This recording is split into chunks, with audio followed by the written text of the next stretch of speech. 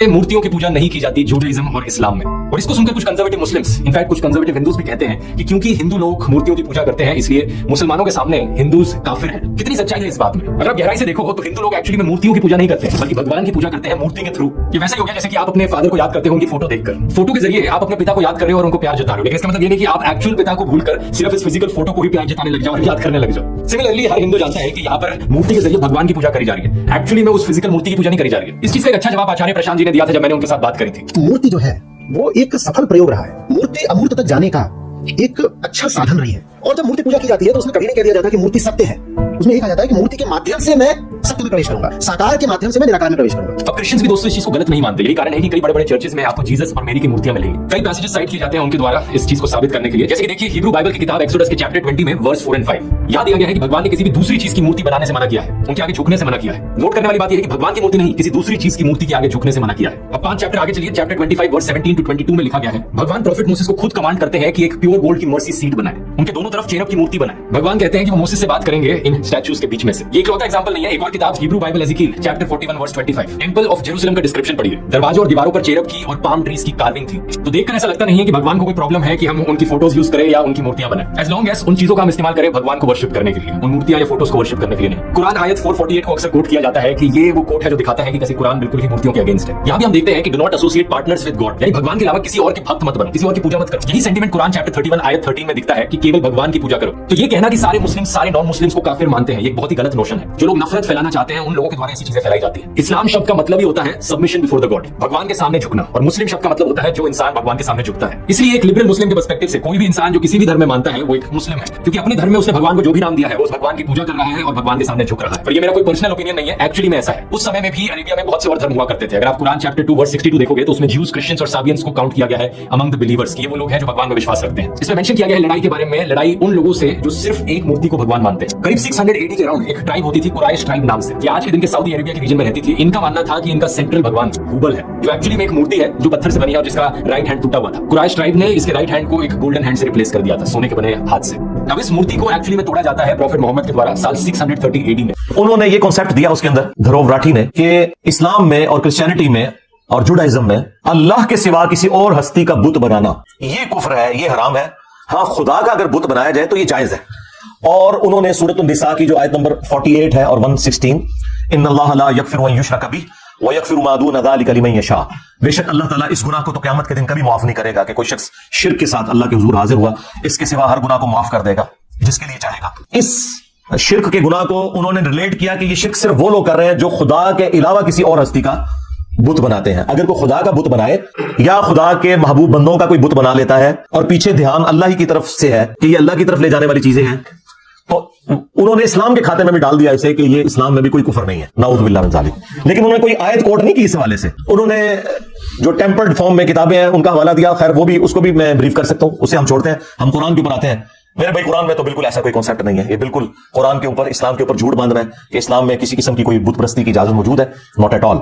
अल्लाह का बुत बनाने की भी इजाजत नहीं, तो बाकी तो आप छोड़ ही दें। और वो मिसाल में कह रहे थे कि आपको कैथोलिक के जो चर्चेज हैं उनके अंदर आपको जीसस क्राइस्ट के मुजस्समे नजर आएंगे, और इस तरीके से बाज़ लोग, उन्होंने तो खैर ये हरकत नहीं की है, शुक्र है उन्होंने अक्लमंदी का सबूत दिया कि वो खाना काबा को बुत से तशबीह देना। भाई दुनिया में जितने बुत बने हुए हैं आपको उनकी आंखें नजर आती हैं, हाथ पांव नजर आते हैं, काबे में आपको कौन सी आंख नजर आ रही है, उसकी शक्ल कहां से किसी चेहरे से मिलती जुलती है? वो तो जस्ट एक कमरा है। अगर ये बुत होता मुसलमानों का तो मुसलमान जूतियों समेत इसके ऊपर चढ़ते हैं। साल में 2 दफा गिलाफ़े काबा चेंज होता है और दोनों दफा सऊदी हुकूमत के जो कारिंदे हैं इतने बड़े बड़े बूट पहने हुए उसके ऊपर चढ़ते हैं। ये उसे रिस्पेक्ट दे रहे होते हैं, जूतियों समेत ऊपर चढ़े होते हैं, और बिल्कुल ठीक करते हैं, जूतियों समेत ही चढ़ना चाहिए ताकि लोगों को पता चले कि ये हमारा माबूद नहीं है और ना ये हमारे माबूद की कोई इस हवाले से निशानी है कि हम इसके आगे झुकते हैं। बाकी किसी को तफसीलात देखनी है ना कि माबूद कौन से बनाए हुए, तो पीके फिल्म देख ले। हाँ, वो जो बुत के साथ इसे तशबीह देते हैं बिल्कुल गलत। कौन अपने बुत के ऊपर इस तरीके से चढ़ता है? वो हमारी सिर्फ डायरेक्शन है मुसलमानों में यूनिटी के लिए। 2 यूनिटी के सिंबल है मुसलमानों के, एक अरबिक लैंग्वेज कि हमारी जितनी भी इबादत है वो अरबी के अंदर है, ताकि कोई चाइना का मुसलमान हो या रशिया का मुसलमान हो या कोई अमेरिकन मुस्लिम हो या सब कॉन्टिनेंट का मुसलमान हो, जब वो जाके काबे में खड़ा हो या दुनिया में कहीं भी खड़ा हो और सूरतुल फातिहा की किरात शुरू हो तो उसे ये ना लगे कि ये जो आगे खड़ा है ये किसी और दीन का मानने वाला है और मैं किसी और दीन का मानने वाला हूं, या ये दीन तो एक है, ये किसी और जो है वो नस्ल से ताल्लुक रखने वाला है, किसी और तहजीब से ताल्लुक रखने वाला नहीं है, वो सब के सब एक जैसे लगते हैं। ये इस्लाम की यूनिटी के सिंबल है, तो अरबिक लैंग्वेज और किबला जो हमारी डायरेक्शन है, हम इसे किबला कहते हैं। सूरतुल बकरा में पारा नंबर जो 2 है उसके स्टार्ट के 2 रुकू पूरे के पूरे इसी के ऊपर आए हुए। मैं सलाम पेश करता हूं धरोव राठी को कि उसने शुक्र अल्हम्दुलिल्लाह जो गलती बड़े बड़े क्रिश्चियन फिलोसफर्स करते थे मुसलमानों के खिलाफ, वो चूंकि बदनीति के ऊपर कर रहे होते थे कि बंदा बदनीयत नहीं था इसलिए इसने ये जलील हरकत नहीं की है। और कई क्रिश्चियंस के पादरी, कई हिंदुओं के पंडित वो काबे को तशबीह देते हैं वो अपने बनाए हुए बुतों के साथ। ये हरकत इसने नहीं इस पूरी वीडियो में की, इसके ऊपर मैं ऐसे सलूट करता हूं। ये इंतहाई जलील हरकत है, झूठ बांधना है मुसलमानों के ऊपर। मुसलमान किसी किस्म की भी बुत परस्ती को जायज नहीं समझता है। अब रह गया जो मुसलमान जाके कब्रों के आगे झुकते हैं,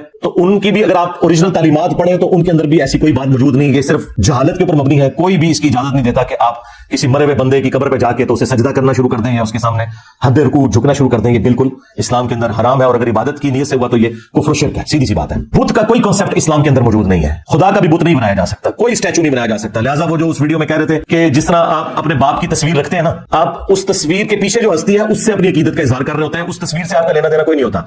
इस तरीके से उन्होंने कहा कि ये जो हम भगवान का बुत बनाते हैं या मुख्तलिफ स्टैचू दुनिया में एग्जिस्ट करते हैं, तो इन स्टैचूज का मकसद भगवान की याद ताजा करना होता है, ना कि इन स्टैचूज को हम भगवान समझते हैं। मेरे भाई आप स्टैचूज बना ही नहीं सकते। डॉक्टर जाकिर नाइक ने तो पूरी एक वीडियो तफसीली रिकॉर्ड करवाई, similarities between Hinduism and Islam. उसमें उन्होंने हिंदुओं की किताबों से भी साबित किया है कि वहां भी खुदा का कोई स्टैचू बनाना, कोई तस्वीर बनाना, कोई बुत बनाना, कोई इस तरह का सिंबल बनाना हराम है। और कुरान हकीम में तो अल्लाह ताला ने एक आयत में वाज़ेह कर दिया, लैसा कमिथलिही शै व हुवस समीउल बसीर। अल्लाह की मिसल कोई शय है ही नहीं है, और वही सुनने वाला और देखने वाला है। जब अल्लाह ताला की कोई मिसाल बयान ही नहीं हो सकती तो उसका स्टैचू नहीं बनाया जा सकता, वरना तो हमारे पैगंबर खुद बनाते हैं। हमारे पैगंबर ने तो जब फतेह मक्का हुई तो हजरत इब्राहीम अलैहिस्सलाम की तस्वीरें भी बनी हुई थी काबे की दीवार के ऊपर। बाज मुसलमान रिलेक्टेड हुए कि हम इन तस्वीरों को कैसे मिटाएं, तो नबी अलैहिस्सलाम ने अपने मुबारक हाथों से मिटाई वो अपने जद्द अमजद की तस्वीर।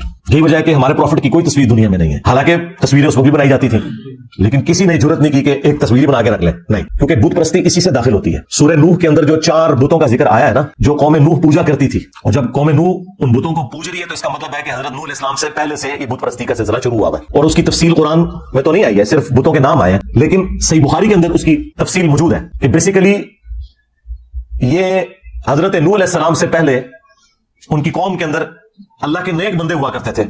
जाहिर है कि पहले इंसान और पहले प्रॉफिट हजरत आदम अलैहिस्सलाम है। ये भी उसमें उन्होंने कहा कि जी हजरत आदम अलैहिस्सलाम को मुसलमान पैगंबर मानते हैं, जूस और क्रिश्चियंस जो है वो हजरत इब्राहीम अलैहिस्सलाम से स्टार्ट लेते हैं या नूह अलैहिस्सलाम से स्टार्ट लेते हैं। तो ये कंसेंसस हजरत आदम अलैहिस्सलाम ही पहले इंसान है और वो पहले पैगंबर भी है। उनकी नस्ल ही में जब बुत परस्ती शुरू हुई तो वो ऐसे शुरू हुई, सही बुखारी में आता है कि कुछ नेक लोग इबादत किया करते थे, उनके मरने के बाद लोगों ने कहा कि हम भी अपने अंदर इबादत का जज्बा पैदा करने के लिए ना, जहां पे बैठ के वो इबादत करते थे वहां पे उन्होंने वो 5 निशानियां पत्थरों के तौर पर रख ली कि इनको देख के हमारे अंदर भी मोटिवेशन पैदा होगी। फिर आस्ता आस्ता वो बुत की शक्ल इख्तियार कर गए और लोगों ने उन्हीं को पूजना शुरू कर दिया, और वही कॉन्सेप्ट के पीछे तो खुदा ही है। तो इस तरीके से बुत परस्ती स्टार्ट हुई। आज भी आपको जो लोग जाहिल लोग हैं वो कहते हैं हम मज़ारात के ऊपर इसलिए जाते हैं कि ताकि हम वहां जाके उन नेक बंदों को याद करें कि इन्होंने कैसे अल्लाह को खुश किया था, तो फिर उससे हमें मोटिवेशन मिलेगी। जी आपके बड़े भी यही कुछ करते थे, उन्होंने भी ऐसे ही स्टार्ट लिया था कि यहाँ अल्लाह के नेक बंदे, यहाँ पे भी आप देख रहे हैं उन्होंने चिल्ला कटाया जी। सेम चीज बुखारी के अंदर मौजूद है। उन 5 बुतों का सिलसिला फिर शुरू हुआ। कुरान हकीम इस हवाले से इतना सेंसिटिव है बुत परस्ती के हवाले से कि अल्लाह ताला ने सूरतुल हज की आयत नंबर 30 में, चैप्टर नंबर ये 22 है, फरमाया कि बुतों की गंदगी से बचो। इससे गंद कहा है, नजस गिलाजत कहा है बुतों की। फिर अल्लाह ताला ने सूरह अज़ुमर की आयत नंबर 3 में कहा कि ये लोग इन बुतों की इबादत इसलिए करते हैं कि ये कहते हैं कि ये हमें अल्लाह के नजदीक कर देंगे, पीछे अल्लाह ही है। तो अल्लाह ताला ने इसे भी कंडेम किया कि ये बिल्कुल सराहतन कुफ्र है। और सूरह यूनुस में तो अल्लाह ताला ने कहा कि तुम वो बात कर रहे हो जो अल्लाह के भी इल्म में नहीं है, जमीन और आसमान में, कि अल्लाह ने कोई अपना नायब मुकर्रर किया इस हवाले से कि उसके जरिए तुम अल्लाह तक पहुंचोगे। और फिर सूरतुल अराफ में तो अल्लाह ताला ने जितनी तफसील के साथ इसको जिक्र किया, अल्लाह ने कहा कि ये जो तुमने बुत बनाए हुए हैं ये तो तुम्हारी तरह अल्लाह की मखलूक है। और फिर अल्लाह ताला ने उसको मजीद समझाया कि क्या इनके पांव हैं जिससे ये चलते हैं, क्या इनके हाथ हैं जिनसे ये पकड़ते हैं, हाथ तो है लेकिन पकड़ते तो कोई नहीं ना। बाकी तफसीलात के लिए पीके फिल्म देख लें। क्या इनकी आंखें हैं जिससे ये देखते हैं, क्या इनके कान हैं जिससे ये सुनते हैं। अल्लाह ने एक एक उज़्व का जिक्र किया और इंसानियत को आर दिलाई इस हवाले से, वो इंसानियत जो शिर्क में डूबी हुई है कि तुम इनसे बेहतर हो, कि तुम चल फिर सकते हो, पकड़ सकते हो, सुन सकते हो, लेकिन ये वो बुत है जिनके अंदर ये कुछ भी नहीं है। और फिर जो इसको अपने एपेक्स के ऊपर पहुंचाया वो हमारे अब्बा जी ने पहुंचाया, हजरत इब्राहीम अलैहिस्सलाम ने। वो इंशाल्लाह मैं बाद में अगले पॉइंट्स के अंदर उनका जिक्र करूंगा, क्योंकि इस वीडियो में उन्होंने उनका जिक्र भी किया। तो इस्लाम में किसी किस्म की कोई कब्र परस्ती, बुत परस्ती किसी भी हवाले से नहीं है। अच्छा, यहां पर ज़िम्नन मैं वो भी कवर कर दूं जो उन्होंने ताबूत सकीना का जिक्र किया और इंजील से उन्होंने वर्सेस को कोट किया कि वो ताबूत सकीना भी अल्लाह ताला की तरफ ध्यान लाने के लिए एक चीज थी, और वो उसको उन्होंने रिलेट किया बुत परस्ती के साथ। हालांकि ऐसा कोई कॉन्सेप्ट ना इंजील के अंदर इस तरीके से मौजूद है, और कुरान के अंदर तो अल्लाह ताला ने ताबूत सकीना का जिक्र चैप्टर नंबर 2 में सूरतुल बकरा के अंदर किया है, 248 नंबर आयत के अंदर। वो तो जस्ट एक बॉक्स था जिसके अंदर हजरत मूसा अलैहिस्सलाम की कुछ निशानियां थी, उनका आसा था, उनके कपड़े थे, इस तरह की चीजें, जो बनी इसराइल का यकीदा था कि इसकी बरकत से अल्लाह ताला हम पर रहम फरमाता है। बनी इसराइल कोई ताबूत सकीना के सामने झुकते नहीं थे, उसकी इबादत नहीं करते थे, वो बरकत के तौर पर अपने साथ रखा करते थे। जिस तरह खाना काबा की दीवार में भी एक पत्थर नस्ब है जिसे हम हजर अस्वद कहते हैं, और उसे चूमा जाता है। और बुखारी और मुस्लिम दोनों में हदीस मौजूद है कि हजरत उमर फारूक रज़ी अल्लाह ताला अन्हु जब उसे चूमने लगे तो उन्होंने साथ एक जुमला बोला کہ تو ایک پتھر ہی تو ہے حجر اسود, نہ کسی کو نفع دے سکتا ہے نہ نقصان, میں صرف اس لیے چوم رہا ہوں کہ نبی صلی اللہ علیہ وسلم نے تجھے چوما تھا, بس یہ عقیدہ ہے. بعض لوگوں نے اس کے آگے کو کہانی جوڑی ہے کہ مولا علی علیہ السلام نے کہا کہ یہ نفع بھی دیتا ہے نقصان بھی دیتا ہے. وہ روایت المستدرک للحاکم میں ہے اور گھڑی ہوئی روایت ہے, اس میں ابو ہارون کذاب جھوٹا راوی ہے, لیکن اگر اس کی بھی کوئی تعویل کرتا ہے تو وہ اس اعتبار سے ہے جو جامع ترمذی کے اندر موجود ہے کہ یہ جنتی یاقوت تھا اور لوگوں کے گناہوں کی نحوست کی وجہ سے یہ بلیک ہو گیا, اور جو لوگ بھی وہاں اسے چومتے ہیں قیامت کے دن اللہ کے حضور وہ گواہی دے گا لوگوں کی نیکی کی, بس اس سے زیادہ کوئی ذکر موجود نہیں ہے کہ وہ کسی کو نفع نقصان دے سکتا ہے. تو گواہی کیا صرف حجر اسود دے گا؟ اس پلانٹ ارتھ پہ ہر وہ حصہ زمین کا جس پہ آپ نماز پڑھتے ہیں, اللہ کی یاد کرتے ہیں, یا آپ نے کسی انسان کے ساتھ نیکی کی ہوئی ہے, وہ ہر چیز قیامت کے دن آپ کے اعمال کی گواہی دے گی. یہ کوئی حجر اسود کی خصوصیت نہیں ہے صرف. لہٰذا اس طرح کے پتھروں کے کانسیپٹ نکالنا اور یہ اس طریقے کے نگینے بھی پہننا یہ حقیق ہے اور یہ فلاں کر دیتا ہے, بھائی جو جنت کا یاقوت ہے حجر اسود وہ کسی کو نفع نقصان نہیں دے سکتا, تو دنیا کے تو پتھر شاہی کوئی نہیں. ہاں اگر اللہ کا جنت سے بھیجا ہوا پتھر الٹا اس نے کیا نفع نقصان دینا تھا, اس نے اپنے اوپر اثر لے لیا کہ انسانیت کے گناہوں کی وجہ سے وہ سیاہ ہو گیا, جب اترا تھا تو وہ سفید تھا, تو ہڈی میں اسے پیگی ہوتے تھے. ہاں تو یہ بالکل کانسیپٹ اسلام کے اندر اس طرح کا کوئی نہیں. تابوت سکینہ آپ خود پڑھ کے دیکھ لیں, اس سے زیادہ کوئی کانسیپٹ نہیں تھا. اور چونکہ یہ بنی اسرائیل کے ساتھ ریلیٹڈ ہے, موسیٰ علیہ السلام کی یادیں تھیں تابوت سکینہ میں, تو موسیٰ علیہ السلام کا ذکر اللہ تعالیٰ نے سورۃ الاعراف کی آیت نمبر 138 میں کر دیا. آپ نے اسپیسیفکلی موسیٰ علیہ السلام اور تابوت سکینہ کا ذکر کیا, تو قرآن میں تو پوری تفصیل آئی ہے کہ موسیٰ علیہ السلام جب اپنی قوم کو لے کر نکلے اور شام کی سرزمین کی طرف سفر اختیار کیا, راستے میں انہوں نے جب سمندری جھیل کو عبور کیا, اس زمانے میں وہ چھوٹی چھوٹی سمندری جھیلیں تھیں, پھر بعد میں انہی کو جوڑ کے تو نہر سوئز اب بنا دی گئی ہے.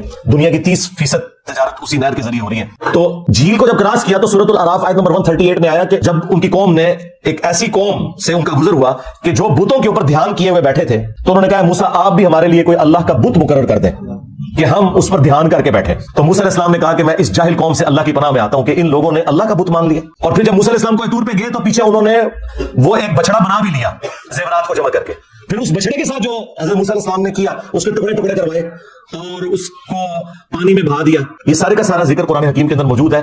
لہٰذا موسیٰ علیہ السلام نے اگر کوئی کانسیپٹ دیا تھا بت پرستی کا, تو یہ بالکل ان پہ جھوٹ ہے. انہوں نے تو اللہ کا بت نہیں بنانے دیا, تو تابوت سکینہ کیسے بت بنا سکتے تھے؟ وہ یہ بالکل جھوٹا الزام ہے. اور اسی کانٹیکسٹ میں ایک حدیث جامع ترمذی میں موجود ہے کہ ہمارے محبوب علیہ السلام کے چند اصحاب آپ کے ساتھ تھے, غزوہ حنین کے موقع پر ایک درخت کے پاس سے گزرے جسے ذات انواد کہا جاتا تھا, جہاں مشرکین عرب اپنا اسلحہ لٹکاتے تھے اور ان کا یہ عقیدہ تھا کہ جو یہاں پہ اسلحہ ٹچ کرتا ہے اسے جنگ میں فتح ہوتی ہے. فتح پھر بھی کوئی نہیں ہوئی, حنین وہ ہار ہی گئے مسلمانوں سے.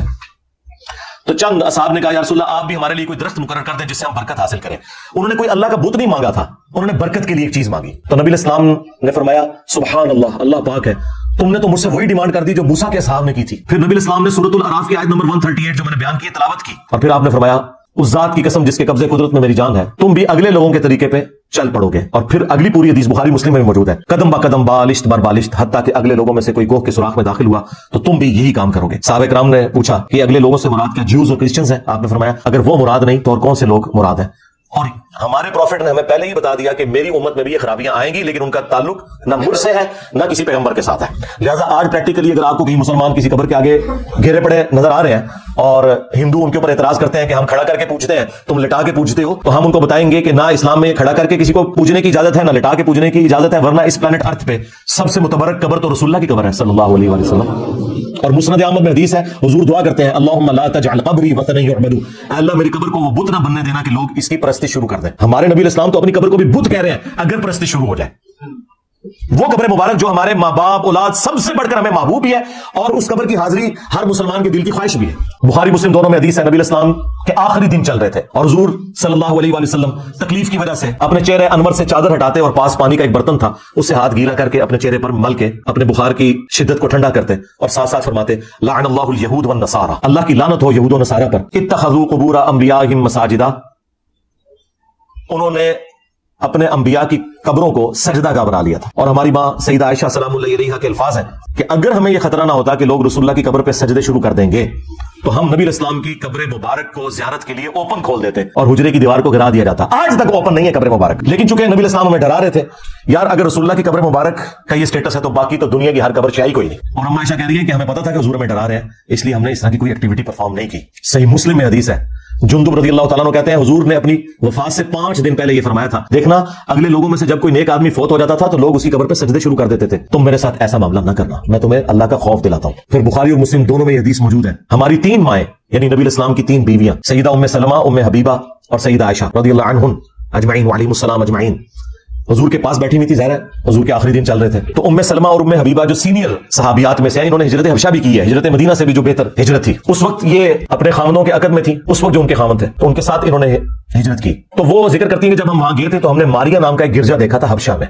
तो नबी इस्लाम के आखिरी दिन चल रहे हैं और आप तकलीफ में, आप फौरन अटेंटिव हो गए और आपने कहा यही तो उनमें खराबी थी, क्योंकि उन्होंने साथ जिक्र किया कि हमने वहां कुछ तस्वीरें भी लटकी हुई देखी थी उस गिरजे के अंदर।